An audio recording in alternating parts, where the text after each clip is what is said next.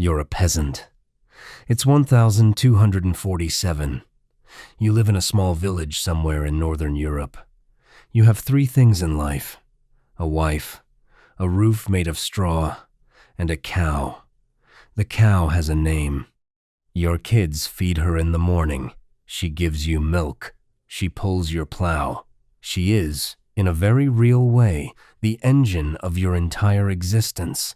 This morning, you walked out to the barn. The cow is dead.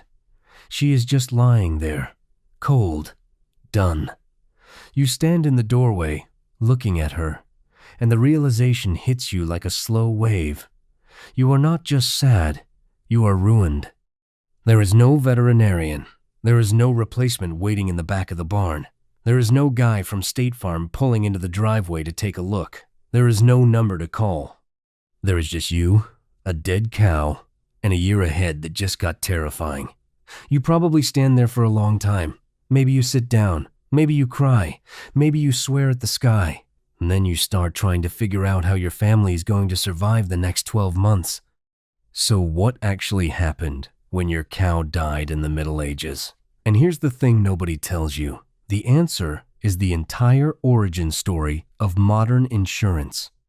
Because what your neighbors did next, what your village did next, what whole regions of Europe did in moments exactly like this, eventually grew into every insurance policy you have ever paid for. The connection sounds wild. It is not. Let's walk through it.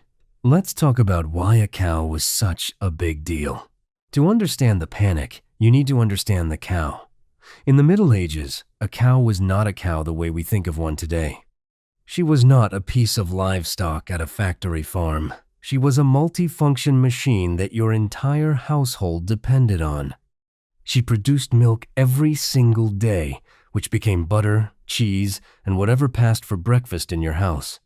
She produced calves, which were the closest thing you had to a savings account. She pulled your plow, which meant she was your tractor. She produced manure, which was your fertilizer.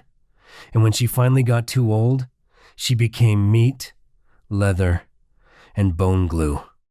Almost nothing went to waste because almost nothing could afford to. A medieval cow was worth roughly the equivalent of a year of a farmer's labor, possibly more. If you lost her, you lost your milk, your meat, your fertilizer, your plowing power, and your savings, all in one morning. There was no insurance check. There was no replacement program. There was just the brutal new math of a family with one less cow.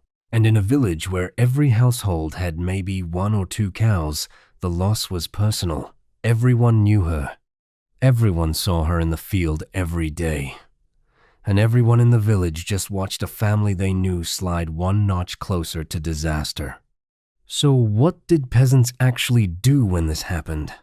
For most of the early Middle Ages, the answer was simple and bleak. You suffered. Maybe you borrowed money at terrible rates from a wealthier neighbor. Maybe you sold your daughter into service. Maybe the whole family went hungry through winter. Maybe your kids never quite grew right because of the missing milk. Maybe you sold yourself into bonded labor to a local lord just to survive. The risk was total. The fall was vertical. People in the modern world sometimes look back at medieval peasants and think they were tough. They were not tough. They were terrified. Most of them lived their entire lives one accident away from total ruin, and they knew it. But here is where things get genuinely fascinating. In some parts of medieval Northern Europe, particularly in what is today Schleswig-Holstein, in northern Germany, in Denmark, and in the Netherlands, villages started doing something different. Not all of them, not at first, but some. They started pooling. The deal was simple. Every household in the village would pay a small amount every year, often in grain or coin or in kind. The collected pool sat in a chest or in the care of a trusted elder. When somebody's cow died, the pool paid out. Not the full value, but enough to buy a new one.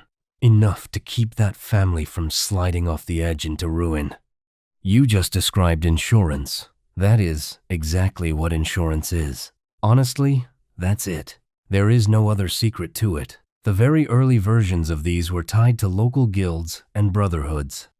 By the late Middle Ages, in the rural parts of Schleswig-Holstein, formal organizations called Brandgilden or fire guilds started to appear. The first documented fire guild was founded in 1,537 inches, a tiny village called Suderau. The name says fire, but the principle quickly extended to cattle, to barns, to any disaster that could ruin a household in a single afternoon. Members paid in small amounts when times were good. They got paid out big when things went bad. Same idea as the village cow pool, just more organized. The chest got bigger, the rules got written down, the elder got replaced by a committee. The basic shape never changed. Then, in 1676, in the city of Hamburg, the council took this peasant idea, the one that had been quietly working in tiny villages for over 100 years, and turned it into an actual official insurance company.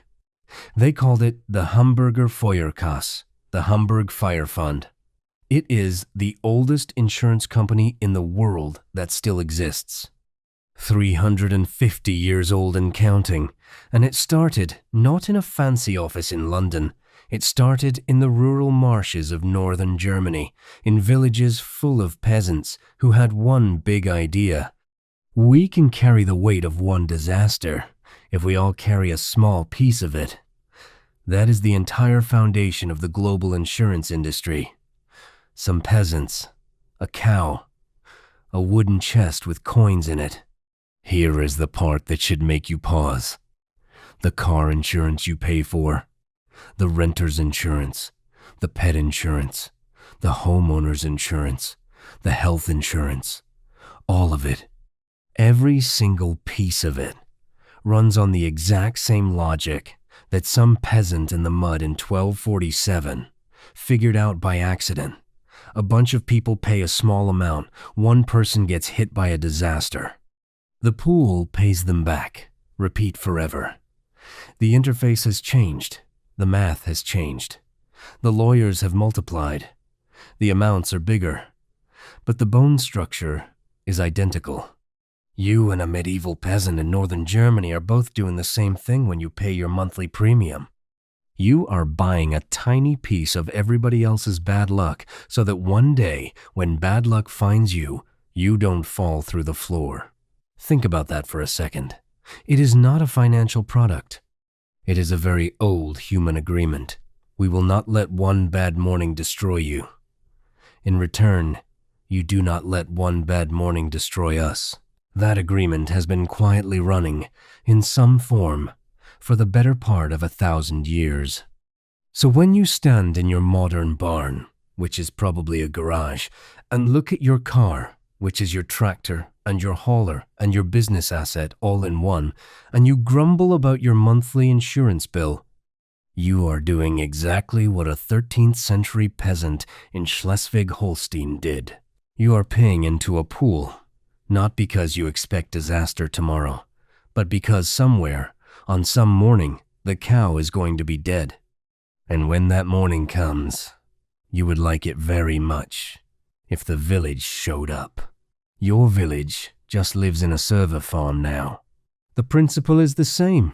There are very few human inventions that have stayed alive, basically unchanged, for almost 1,000 years.